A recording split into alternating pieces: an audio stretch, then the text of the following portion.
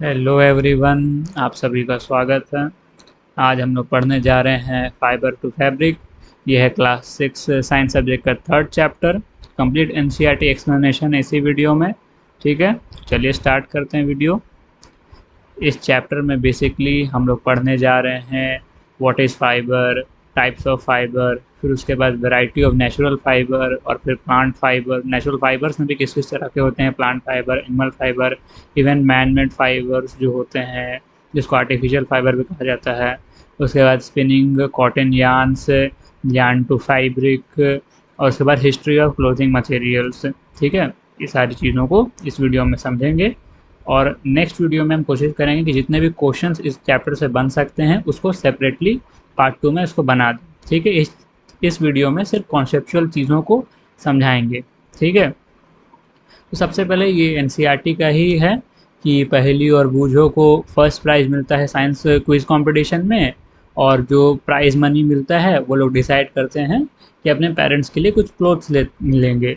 तो उसके लिए फिर जब वो दुकान जाते हैं, क्लोथ्स की दुकान सब जाते हैं, वहाँ उन लोगों को देख के बहुत हैरानी होती है कि अलग अलग क्लोथ्स अलग अलग टाइप के होते हैं।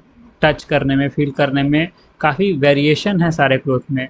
ध्यान से देखने पर उन लोगों को पता चलता है कि कुछ कुछ क्लोथ्स निकलते हैं, कोई उनका जो टूथ टॉवेल हुआ, डस्टर हुआ, ब्लैंकेट, कर्टेन, बेडशीट, ये सब अलग तरीके के होते हैं। इवन उनके स्कूल बैग और गनी बैग, ये सब भी दूसरे टाइप ऑफ फैब्रिक से बने हुए हैं। तो वो लोग को ध्यान से देखने के बाद वो लोग आइडेंटिफाई किए कि कुछ कुछ कॉटन है, वुल है, सिल्क है, सिंथेटिक है, और फिर लास्ट में वही है कि can you also identify some fabrics. तो बिल्कुल हम लोग आइडेंटिफाई करेंगे। इस चैप्टर के एंड होते होते आपको अच्छे से समझ आ जाएगा कि किस किस तरह के फैब्रिक्स होते हैं, फाइबर्स को फैब्रिक में किस तरह से कन्वर्ट किया जाता है और किस किस टाइप के होते हैं फाइबर्स। तो चलिए स्टार्ट करते हैं। तो सबसे पहले क्वेश्चन है व्हाट इज़ फाइबर। अब फाइबर का सिंपल डेफिनेशन देखा जाए तो यही है कि fibre is a very fine thread like filament. ठीक है, कि काफ़ी फाइन थ्रेड लाइक फिलामेंट है, पतला पतला धागा जैसा होता है।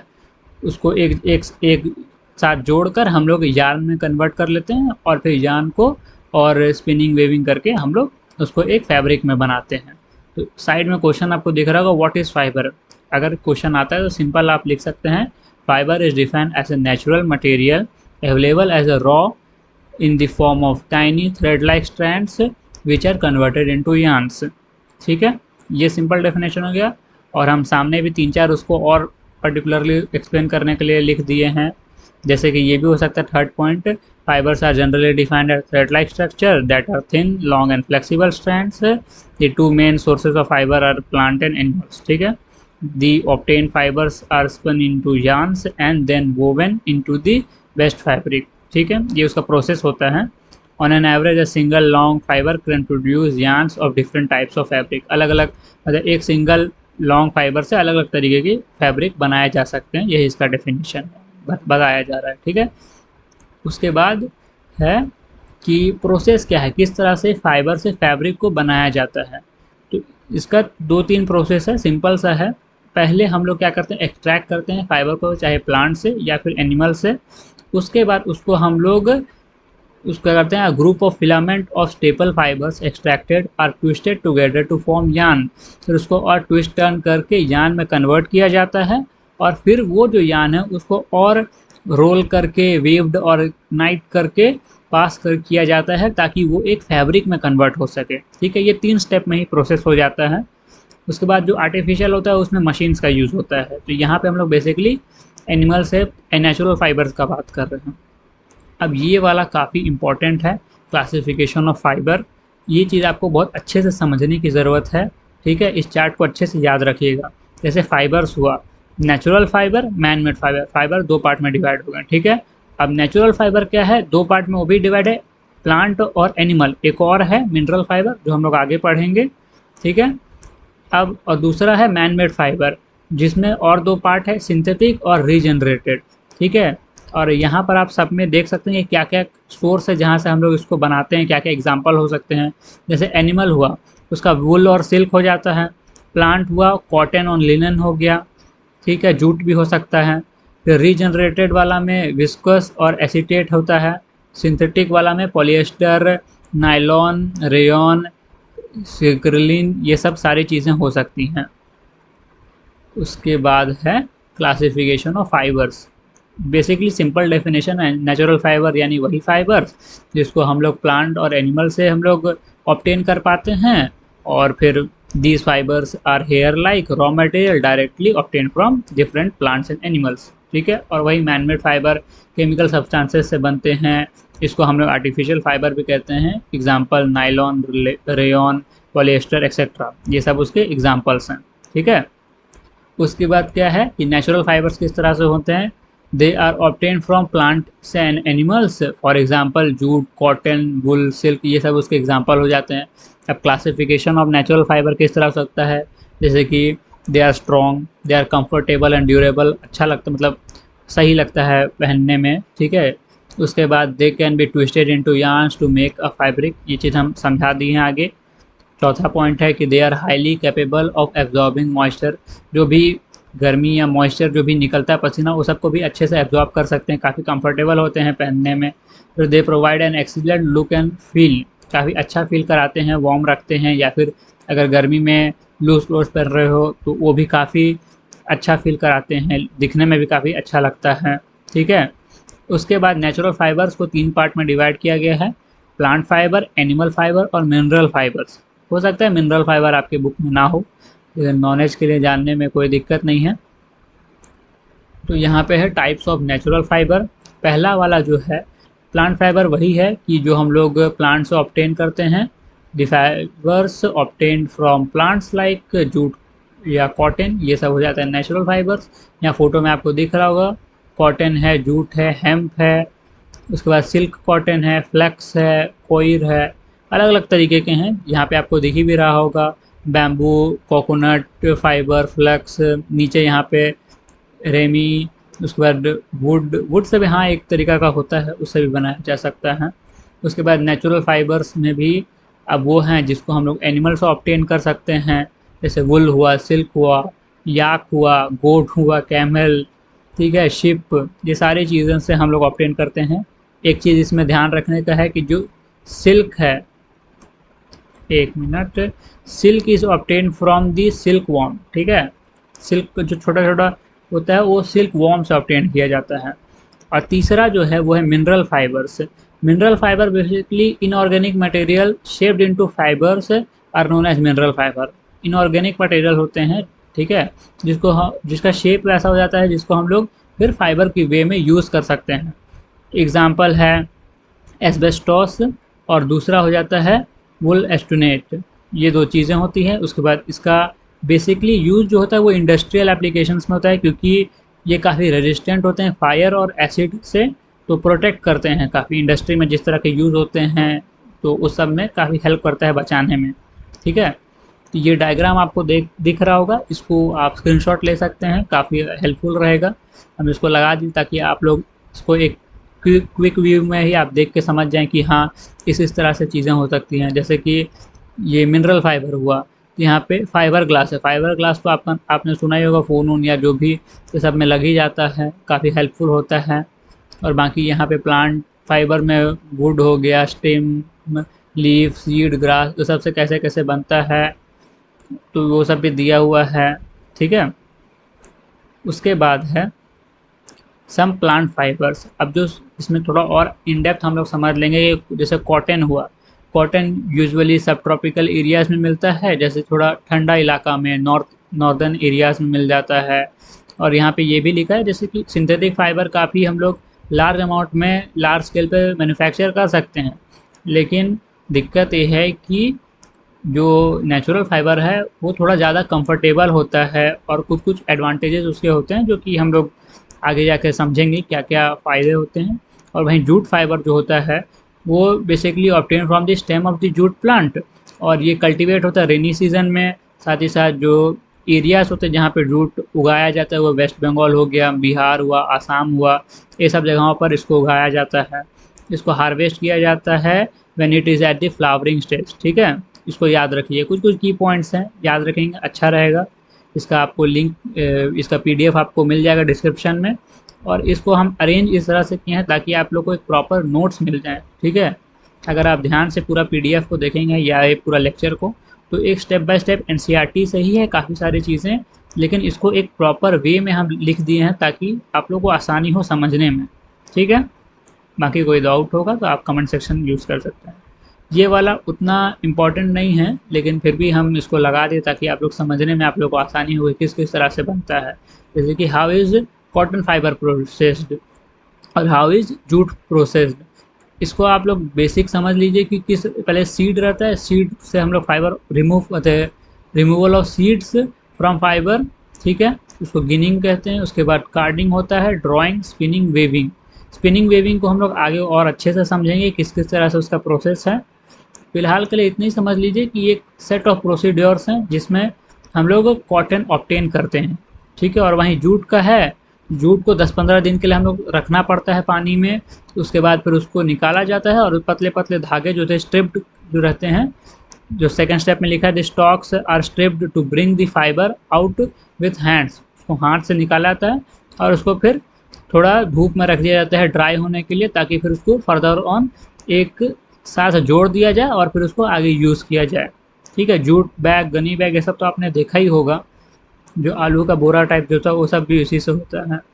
ठीक है, अब कैसे है कि स्पिनिंग कॉटन यार्न से, ये प्रोसेस किस तरह से है स्पिनिंग। ठीक है, the spinning of the cotton yarn is the initial stage of textile product processing. ये इनिशियल स्टेज है, उसका स्टार्टिंग कैसे होता है। अब देखिए, the process of producing yarn from the extracted fibre is called spinning. ये उसका मीनिंग हो जाता है, जो भी प्रोसेस ऑफ प्रोडक्ट यार्न से उसको एक्सट्रैक्ट करने को ही स्पिनिंग कहा जाता है।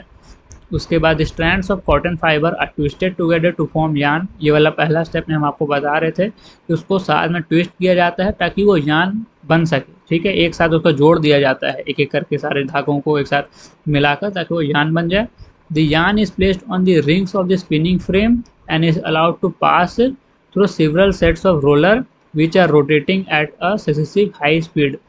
फिर जो यार्न जो एक साथ जुड़ जाता है उसको रोलर में पास कर दिया जाता है ताकि वो एक स्पीड में रोटेट करके एक साथ जुड़ के रह जाए टाइटली, और फिर उसको फिर एक साथ लेकर आया जा सकता है। This final stage of spinning the cotton yarn is in which drafting, twisting and winding of the yarn are all completed in one operation. एक बार में उसको फिर प्रोसेस करके यूज़ कर लिया जाता है। इसका बेसिकली 3-4 स्टेप है, जो सबसे आपको नीचे में दिख रहा है रेड रेड में, कि जो प्रिपरेटरी प्रोसेस जो स्टार्टिंग होता है, जो भी उसको उगाना और उसको एक साथ फिर स्ट्रिप करके बाहर निकालना हाथों से, फिर उसको सुखाना, ये उसका टेम्प्रेरी प्रोसेस हो गया, स्टार्टिंग का जो प्रोसेस हुआ। उसके बाद होता है स्पिनिंग। ठीक है, उसके बाद वेविंग, और उसके बाद फिर जो हम लोग को फिनिश प्रोडक्ट मिलता है वो आ जाता है हम लोग के पास।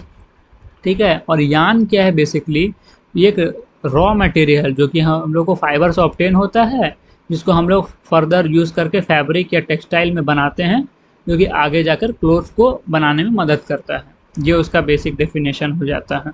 ठीक है, उसके बाद है, जैसे मैंने कहा था, यहाँ पे हम लोग समझेंगे कि वेविंग, नाइटिंग और फिनिश्ड क्लोथ्स किस तरह से हो जाते हैं। Weaving basically two sets of yarn are interlaced so that they cross each other at right angle. यहाँ फोटो में आपको दिख रहा होगा, इस तरह से यहाँ पे इसको बुना जाता है। ठीक है, हाँ, this process is accomplished either manually or by machine. हाँ, ये दोनों तरीके से हो सकता है, इस तरह से मशीन से भी हो सकता है, इस तरह से मैनुअली हाथों से ही उसको किया जाता है। जैसे आप अपने घरों में देखा होगा दादी या नानी को स्वेटर बनाते हुए, या मम्मी को, किसी को भी देखा होगा, या मूवीज़ में ही आपने देखा होगा।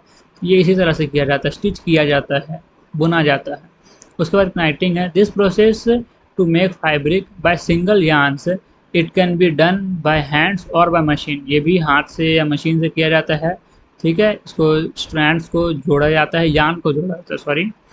उसके बाद फिनिश्ड, जो लास्ट में फिर जब बन जाता है पूरी तरह से, the woven cloth is converted into useful material, this is known as the finishing. ठीक है, this textile material is treated with bleach and dyes to enhance its, वही कलर थोड़ा कर दिया जाता है, वही बोला जा रहा है यहाँ पर। थोड़ा ब्लीच व्लीच करके, डाई लगा के, थोड़ा और उसमें कलरिंग करके, ताकि और अच्छा लगने लगे। ठीक है, अब उसके बाद है मैन मेड फाइबर्स। वहाँ पे हम लोग पढ़ी थे मैन मेड फाइबर क्या होता है। अब इसको हम लोग और प्रॉपर वे में समझेंगे। पहला है रीजनरेटेड, दूसरा है सिंथेटिक, और तीसरा है इनऑर्गेनिक फाइबर्स। तो पहला regenerator, these fibers are also known as semi-synthetic fibers. The cellulose obtained from the plant is purified and then the fibers are produced from it. तो सेल्यूलोज जो होता है प्लांट का उसको प्योरीफाई किया जाता है ताकि उसमें से फाइबर प्रोड्यूस किया जा सके, ऑब्टेन किया जा सके. These are made on long chain polymers which are modified by the chemical process to enhance polymerization to form fibers. इसमें वही है, केमिकल्स को फिर ऐड किया जाता है सेल्यूलोज को जब ऑब्टेन कर लिया जाता है प्योर फॉर्म में, उसके बाद उसको आगे जाकर थोड़ा लॉन्ग चेन्स ऑफ पॉलीमर्स में केमिकल्स को ऐड करके उसको स्ट्रॉन्ग रखने के लिए और दूसरे फॉर्म में कन्वर्ट करने के लिए फिर यूज़ किया जाता है. जैसे विस्कस हुआ, रेयन हुआ, बैम्बू हुआ, ये सब उसका कुछ कुछ नाम एग्जाम्पल हो गया. सिंथेटिक फाइबर में क्या हो जाता है कि इसको these fibres are formed by the polymerisation of monomers. आप ये सब मोनोमर्स मतलब सिंगल होता है, वन, मोनो मतलब वन को बताया जाता है और इसको डायरेक्ट केमिकल से ही यूज बना दिया जाता है. Once a polymer is formed it is converted into a fluid form. The dissolved or molten polymer is extruded through narrow holes to give filament. तो इसको वही process simple step by step में ही चला जाता है कि पहले जो पॉलीमराइजेशन करके उस पॉलीमर को फॉर्म कर लिया जाता है, तो उसको डिजॉल्व या मॉल्टन फॉर्म में कन्वर्ट कर लिया जाता है ताकि नैरो होल से पतला पतला स्ट्रिप टाइप का बन जाए. जो एग्जांपल इसके हो सकते हैं पॉलिएस्टर हुआ, नायलॉन हुआ, रेयन हुआ, ये सब बहुत एग्जांपल आपने सुने ही होंगे. यहाँ फोटो आपको दिख रहा होगा, धागा टाइप का बन जाता है. जो पतंग उड़ाते हैं तो वो सब जो रस्सी टाइप का होता है ना, मंजा या जो भी आप कहते हैं, उसको फिर वही सब होता है नाइलॉन. उसके बाद inorganic fibres, these are also known as metallic fibres. They are obtained from copper, silver, gold and can be excluded from nickel, iron etcetera. ये उतना ज़्यादा यूज़फुल तो नहीं है लेकिन फिर भी हम लगा दिए. इसको भी आप लॉकेट नहीं, चेन टाइप का हो जाता है तो वो भी पतला पतला ही रहता है. अब गोल्ड तो बहुत पतला किया जाता था, बहुत पतला, एकदम कागज़ इतना पतला किया जा सकता है अगर गोल्ड को यूज़ इतना पतला करने की कोशिश की जाए तो. उसके बाद लास्ट में एडवांटेज और क्या है नेचुरल फाइबर का सिंथेटिक फाइबर पे, वो सबको हम लोग समझते हैं. जैसे पहला है कि नेचुरल फाइबर बायोडिग्रेडेबल है, यानी कि काफ़ी मतलब ये इस बायोडिग्रेडेबल का मतलब होता है कि ये अगर सॉइल में अगर हमने उसको मतलब छोड़ दिए तो इस सॉइल में अपने आप एब्जॉर्ब हो जाएगा, मिल के सॉइल में ही मिल जाएगा, ठीक है. लेकिन वही सिंथेटिक फाइबर जैसे प्लास्टिक हो जाता है, प्लास्टिक करते हैं ये तो नहीं होता है, मिल नहीं जाता समय के साथ कि फॉसिल फ्यूल्स जैसा कि पूरी तरह से डिज़ोल्व भी हो गया मिट्टी में, ऐसा नहीं हो पाता है. लेकिन नेचुरल फाइबर का फ़ायदा यही है कि नेचुरल रहता है, इसलिए पूरी तरह से घुल मिल जाके ख़त्म हो जाता है सॉइल में जाके. यही एडवांटेज है बायोडिग्रेडेबल का. दूसरा क्या है, they have a low specific weight due to which they possess higher strength. तो हायर स्ट्रेंथ के कारण उसको एक प्लस पॉइंट मिल जाता है. उसके बाद दे पोजेस गुड इलेक्ट्रिकल रेजिस्टेंस, तो बिजली उजली से झटके उटके सबसे भी काफ़ी हद तक बचा लेता है नेचुरल फाइबर, तो ये एक और प्लस पॉइंट हो जाता है.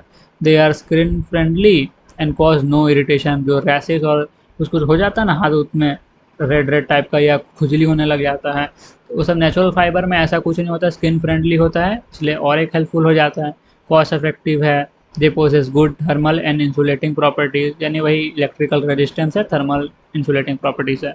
एक और यहाँ छूट गया, their production requires less energy and emits low carbon dioxide. तो ये भी एक अच्छी ही चीज़ है, थोड़ा सा ग्लोबल वार्मिंग ये सब चीज़ से भी काफ़ी बचाता है, कम एनर्जी भी लेता है, वो भी सही है. उसके बाद last but not the least history of clothing materials है. तो ये देखो समय के साथ रिफॉर्म्स आता ही है. फिर जैसे आप अभी बच्चे थे एकदम 4-5 साल के बच्चे, उसके बाद आप बड़े हो गए, अब ये बुक में आप पढ़ रहे हो, तो देखो चेंज आता है, मॉडर्नाइजेशन होता है. तो क्लोथ्स में ही मॉडर्नाइजेशन होता है, खाना पीना में हुआ, क्लोथ्स में हुआ. आज देखो कितना हैवी टेक्नोलॉजी सब आ गया है, आप फ़ोन में ही चीज़ों को सुन पा रहे हो. तो चीज़ें धीरे धीरे रिफॉर्म करते चले गई. अब यहाँ पे क्लोथ्स और clothing are the collective term use to describe the different types of materials worn on the body. ठीक है, अलग अलग क्लोथ्स को पहना जाता है, उसी को कलेक्टिवली समझाया जा रहा है.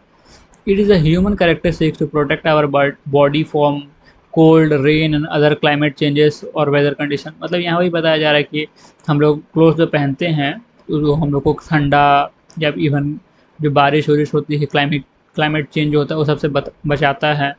उसके बाद as time pass the clothing changed according to history clothes change along with the culture fashion and wealth. बिल्कुल ये सब चीज़ें काफ़ी हद तक जो कल्चर होता है, फैशन होता है, इवन जो पैसा होता है, वेल्थ, वो सब चीज़ों पे भी काफ़ी फ़र्क आ जाता है।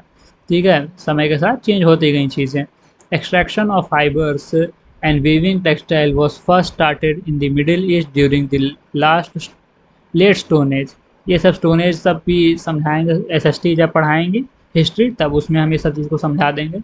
बाकी यहाँ पे यही समझो कि समय के साथ तो वही मिडिल मिडिल ईस्ट, हाँ Middle East late stone Age के समय में शुरू हो गया वहाँ पे टेक्सटाइल, यानी कि इजिप्ट या उसके आसपास के एरियाज में ही ये स्टार्ट हुआ था।